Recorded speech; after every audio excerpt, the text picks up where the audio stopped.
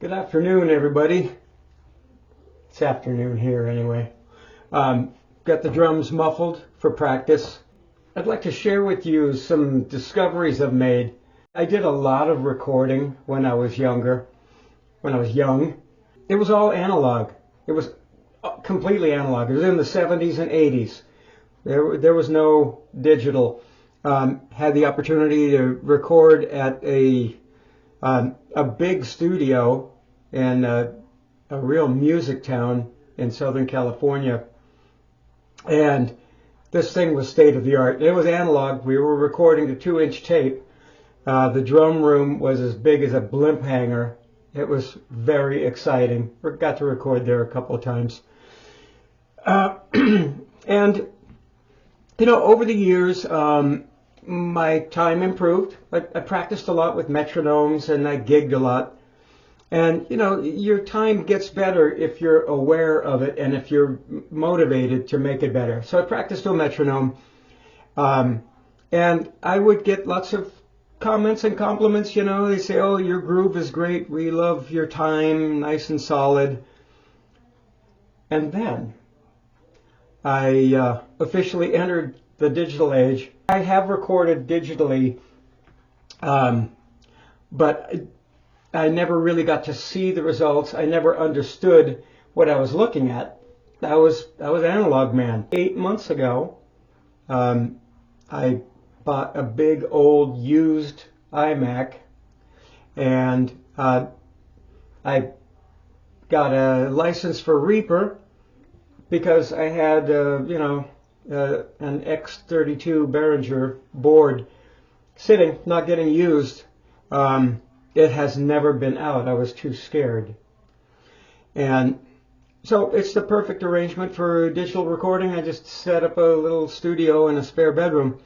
And it was then that I realized the awful truth. And that is that my time was all over the place. And you can spread things and analyze things, and really where your problems are. My problem was with my feet. My hands were quite accurate, especially the backbeat, snare backbeat. Every once in a while it would deviate a little bit. But my right foot was consistently 7, 8, 10 milliseconds early. I could almost shift it, but it's just the principle, You want to be accurate. So anyway, I've been working on upping my game and actually keeping more accurate time, which can be analyzed. Playing my whole life, and I've developed, and I never had good hearing, even from infancy. Functionally deaf in the mid-ranges. So I almost suspected that I was playing bass drum by feel. I never could hear it. And so this is a bad habit I've had my entire life, and I didn't even know it. So now I'm working on that, and I'm trying to break free from that and become a human time machine, which is absolutely impossible, as we all know. But I'd like to share with you some exercises I've come up with, or some observations, and I just urge you, if you don't have a DAW, and you're a drummer and you want to improve your time, or if you're even if you're a musician, not just a drummer, I urge you to get a DAW and check out your playing and see what it looks like when you really break it down. So I'd like to show you some things I've been working on and how it does make a difference. Here we have a sample of just me playing along to a metronome. And when I'm playing, it sounds like it's absolutely dead nuts on the click. My feet, my hands, everything. And I've just locked in to the click. I get a little bit freaked out. They say the goal is to make the click disappear. But when it disappears, that doesn't work for me. It might work for you, but it definitely doesn't work for me. So I need to be able to hear the click. But I don't have it turned up very loud at all. And this is with the pads. And it works just fine. I normalize it so you can hear everything clearly. And you'll be able to hear the metronome And I'm going to, let's start it over here. I've highlighted this area right here. It's one measure, and I'm going to play this with the click. I've got it so it will repeat in this time selection. And if you listen, you'll hear it sounds like I'm playing pretty much right on the click. Let's play it and hear what it sounds like.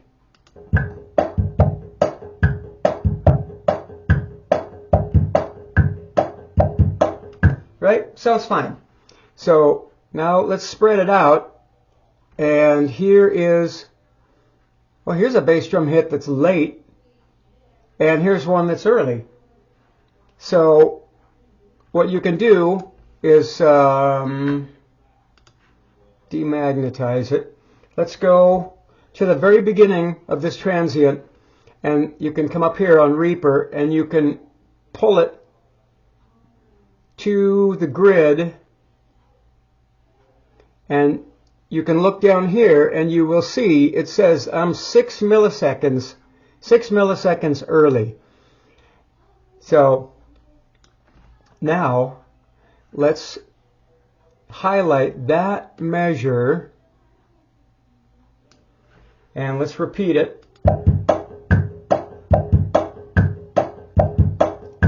You know, it sounds like it's right on the click. So we can slow it down. I'm going at 25% speed, 1/4 normal speed.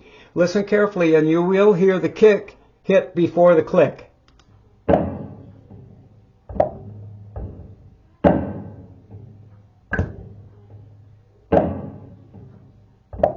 Yep, there it is. You can hear it. Might need to turn it up.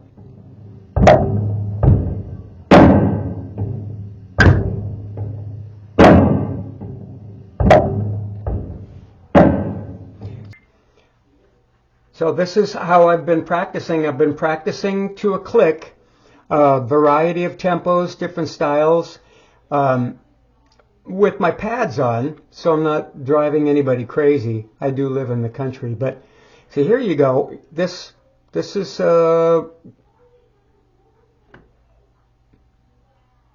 both of these beats are early, and I have discovered by analyzing my playing that typically when I'm playing two strokes together, 8 notes or 16ths, they tend to be early.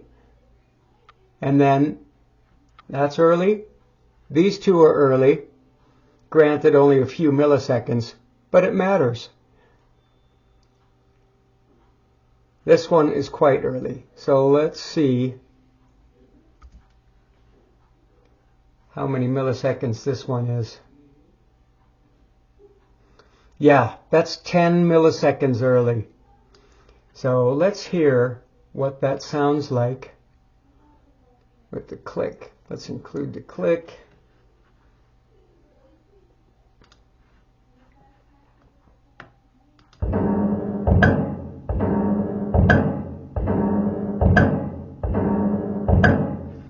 Yeah, that's obvious.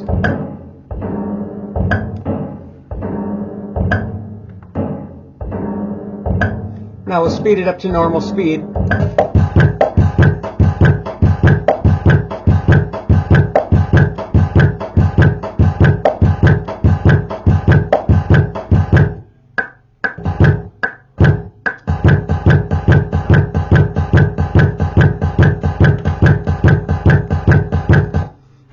There's a song in that. Anyway, you don't really hear it.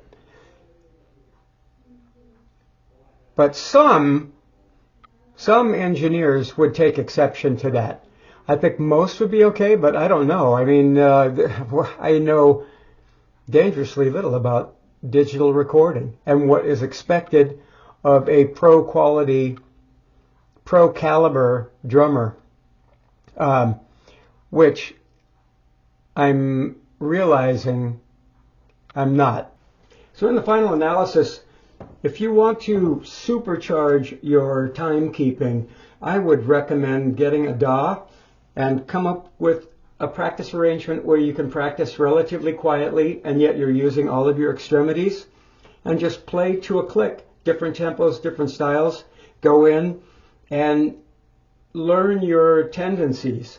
In analog recording, I figured out real quick that I had a tendency, and I still do, of rushing my fills by way of starting them a tiny bit early. And so I can quantize it. I can look at it recorded digitally, and I can see that the fill itself is in pretty strict time, but the whole thing is transposed and it's just a little bit early, maybe 10, maybe even more, 15, where it's noticeable. You can hear me start the fill early and I end early, that amount. So, when you're doing this kind of recording, you can just cut and shift that section and correct it. But I have a very strong suspicion that the top tier drummers, they learn the song, they record it, and there's almost nothing drastic being needed. It's all within a few milliseconds here and there. I could be wrong. So, that's my story. Thanks for watching.